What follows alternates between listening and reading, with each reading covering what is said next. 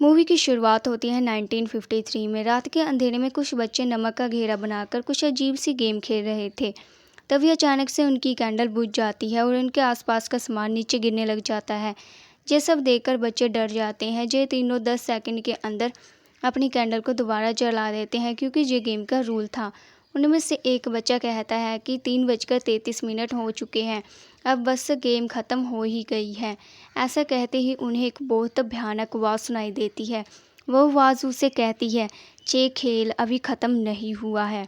ये सब सुनकर एक बच्ची बहुत ज़्यादा डर जाती है और उस नमक के सर्कल को पार कर लेती है, जिसके बाद उसे कोई अजीब सी चीज़ खींचकर ले जाती है और उसके बाद हमें बहुत सारा खून दिखाई देता है जो उस बच्चे का था। इसका मतलब था कि इस गेम के जरिए बच्चों ने जिस डीमन को बुलाया था उसने उस बच्चे की जान ले ली। ये सब देखकर वो दोनों बच्चे भी बहुत ज़्यादा डर जाते हैं और भागकर नीचे आ जाते हैं। तभी घड़ी में देखकर उनके होश उड़ जाते हैं क्योंकि घड़ी में अभी 3:30 ही हुए थे। मतलब गेम अभी ख़त्म होने में 3 मिनट बचे हुए थे। ये देखकर एक लड़का घर से बाहर भाग जाता है। ऐना उसे मना करती है। वो कहती है कि रूल मत तोड़ो, हम मुसीबत में पड़ जाएंगे, लेकिन वो लड़का उसकी बात नहीं मानता, जिस वजह से उसका अंजाम बहुत बुरा होता है। अब वो डीमन जिसने पहले बच्चे को मारा था उस लड़के को भी बहुत बेरहमी से मार डालता है। इसके बाद ऐना घर के अंदर आ जाती है और दरवाज़ा अपने आप बंद हो जाता है, जिसके बाद सालों गुजर जाते हैं। अब हमें बूढ़ी ऐना को दिखाया जाता है जो कि अभी भी उस घर में रह रही थी अपनी ग्रैंड चाइल्ड के एलेक्स के साथ। एलेक्स को ऐना के रूम में कुछ अजीब सी डरावनी आवाज़ें आती है। जब वो चेक करने जाती है तो देखती है कि ऐना तो बहुत आराम से बैठी हुई थी। एलेक्स जब वहाँ से जाने लगती है तो ऐना उसे कहती है कि क्या तुम मुझे मेरा मिरर लाकर दे सकती हो, वो एडिक में है, बचपन से मैंने उसे देखा नहीं। एलेक्स जी बात थोड़ी अजीब लगती है। वो अब अपनी ग्रैंडमा का मिरर लेने के लिए एडिक में जाती है। वहाँ उसे जाते ही किसी इंसान ने डरा दिया। वो इंसान वाइट कपड़े से ढका खड़ा था। वो उसके पास जाती है और वो चादर हटा देती है तो उसे देखने को मिलता है कि वो तो एक स्टैचू था। वो एडिक में जाकर एक संदूक को खोलती है जिसमें उसे कुछ अजीब सी चीज़ें दिखाई देती हैं। एक बंदूक, उसमें कुछ गोलियां और एक अजीब सा रस्सियों से बंधा एक बॉक्स, और उसमें मिरर होता है। वो उस मिरर को चेक कर ही रही होती है कि तभी उसके पास आकर कोई खड़ा हो जाता है। वो और कोई नहीं बल्कि उसका दोस्त था माइल्स। वो अब दोनों मिलकर सारी चीज़ों को देखने लग जाते हैं। माइल्स का ध्यान जाता है उस रस्सी से बंधे हुए बॉक्स पर। जैसे ही वो खोल लेता है, उसे खोलने पर उन्हें कुछ अजीब सी चीज़ें दिखाई देती हैं, जैसे एक कैंडल, एक कागज़ पर लिखे हुए बहुत से लोगों के नाम और उसमें खून भी लगा होता है और उन सब नामों में से ऐना का नाम भी लिखा होता है। ये सब देखकर एलेक्स को थोड़ा अजीब लगता है। वहाँ पर कुछ फ़ोटोज़ भी थी। वो जिनकी फ़ोटोज़ थी उनके नाम लिखे हुए थे और वो सब चीज़ें लिखी हुई थी जिन चीज़ों से इन्हें डर लगता था। वो ये सब चेक कर ही रहे होते कि एकदम से अचानक ऐना आकर चिल्लाने लग जाती है, आखिर क्या ज़रूरत थी तुम्हें ये बॉक्स खोलने की। वो कह ही रही होती है कि अचानक से वो बेहोश हो जाती है। वो डॉक्टर को बुलाते हैं। वो डॉक्टर ऐना का बचपन का दोस्त था। जब ऐना बीमार हुई थी तब से वो इसका इलाज कर रहा था। डॉक्टर ने कहता है कि ऐना को आराम की ज़रूरत है, उसे आराम करने दो, उसे एडिक में ना जाने दो। ऐना के साथ बचपन में जो हादसा हुआ था वो अभी तक उसे भुला नहीं पाई है। ऐना नर्स के इंजेक्शन लगाने के बाद अपनी आंखें खोल देती है जैसे ही उसे कुछ हुआ ही ना हो, और फिर डॉक्टर के जाने के बाद अपने आप को अलमारी में बंद कर लेती है। वो दोनों जा चुके थे। उनके जाने के बाद एलेक्स और माइल्स दोनों बातें करते हैं कि डॉक्टर किस गेम के बारे में बातें कर रहे थे। आखिर उस गेम में ऐसा क्या है जो दोनों इतना डरते हैं, हमें भी चेक करना चाहिए। अब वो दोनों एडिक में जाकर उस बॉक्स को खोल देते हैं जिसमें से उन्हें एक इंस्ट्रक्शन वाला पेज मिलता है। इसमें उन्हें पता चलता है कि इस पेज में उन्हें अपना नाम लिखना है और अपना खून लगाना है और एक कैंडल जलाकर घर की सारी लाइट्स को बंद करना है। वो सब वैसा ही करते हैं। वो सभी लाइट्स को ऑफ कर देते हैं और वो पेज मेन डोर पर लगा देते हैं और उस डोर पर 22 बार नॉक करते हैं जब तक 12 नहीं बज जाते। अब जैसे जैसे एलेक्स नॉक कर रही थी वैसे ही अलमारी में छुपी ऐना डरती जा रही थी। लेकिन 12 बजने के बाद वो अजीब तरह से हंसने लग जाती है। अब वह एलेक्स और माइल्स दोबारा इंस्ट्रक्शन पेज पढ़ते हैं जिसमें लिखा था कि अब मिडनाइट मैन घर में आ चुका है। अब 3:03 तक मिडनाइट मैन से बचना है। बस यही गेम है। इंस्ट्रक्शन का पेज आधा था। उन्हें बाकी इंस्ट्रक्शन जानने के लिए आधा पेज ढूंढना था। अब माइल्स एडिक में चला जाता है। एलेक्स को ऐना के रूम से कुछ अजीब सी आवाज़ें सुनाई देती हैं। वो उसे चेक करने जाती है। ऐना उसे कहीं भी दिखाई नहीं देती। उन्हें अपनी कैंडल को साइड में रखकर ऐना को ढूंढने लग जाती है। माइल्स को इंस्ट्रक्शन वाला पेज मिल जाता है जिसमें लिखा हुआ था कि अपनी कैंडल को बुझने नहीं देना है। अगर कैंडल बुझ गई तो उन्हें दोबारा 10 सेकंड के अंदर जलाना होगा, नहीं तो मिडनाइट मैन उन्हें आकर इतना डराएगा कि वो खौफ से ही मर जाएंगे।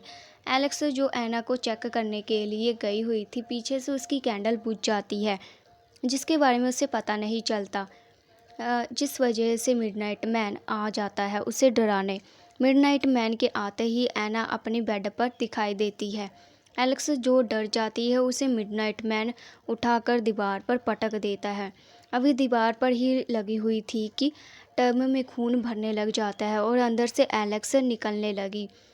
ऐना कुछ अजीब सा पड़ रही थी। एलेक्स टब से बाहर आकर खून की उल्टियाँ करने लग जाती है और ज़ोर ज़ोर से चिल्लाने लगती है और तभी माइल्स आ जाता है। वो उसका फेस पकड़कर बताता है कि एलेक्स सब ठीक है, जहाँ पर वो सब तुम्हारा इल्यूज़न था, जो सब तुम्हें मिडनाइट मैन दिखा रहा था, यहाँ ऐसा कुछ भी नहीं है। अब ये सब सुनकर वो थोड़ा नॉर्मल हो जाती है। माइल्स उसके आसपास एक नमक का घेरा बना देता है और उसे कैंडल को नहीं बुझाना है। वो उसे बताता है कि उसे इंस्ट्रक्शन का आधा पेज मिल गया है जिसके अकॉर्डिंग अपनी कैंडल को बुझने नहीं देना है। अगर कैंडल बुझ जाए तो तुम्हें वापस से सर्कल में आकर खड़े हो जाना है और अपनी कैंडल को जला लेना है।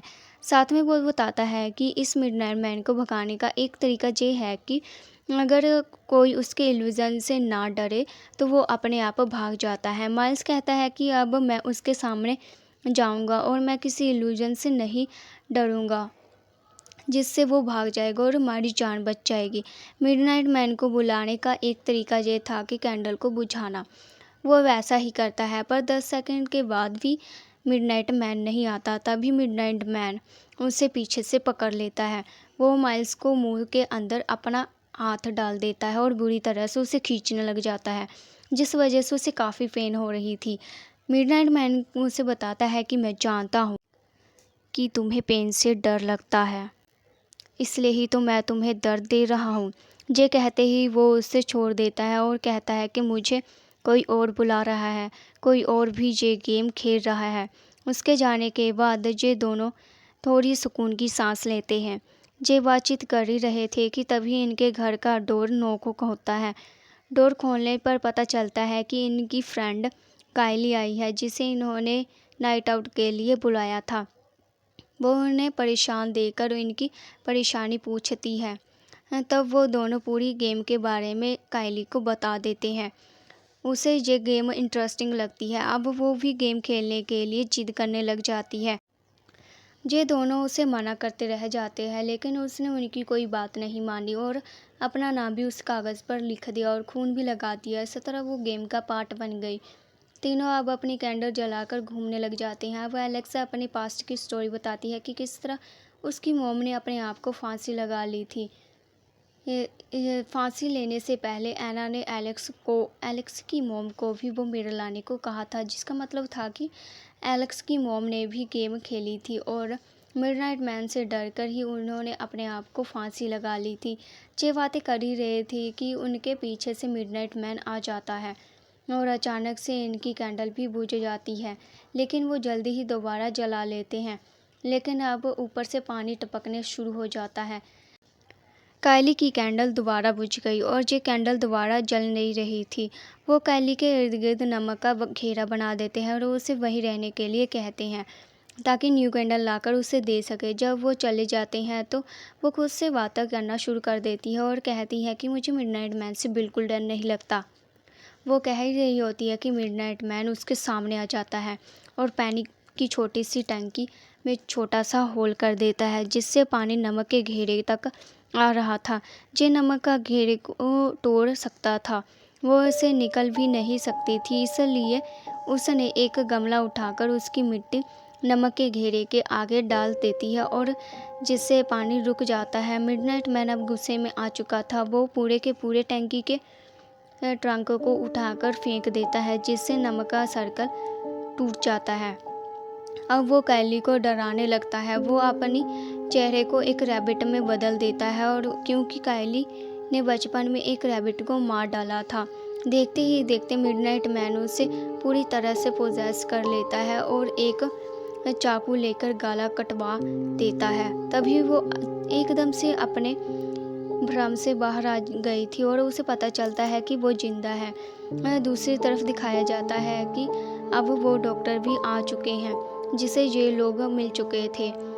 वो आते ही गेम वाली पेज को मेन डोर पर लगा देख लेते हैं, जिससे उन्हें पता चल जाता है कि वो ये गेम खेल रहे हैं। वो उन्हें कहते हैं कि तुम्हें ये गेम नहीं खेलनी चाहिए थी।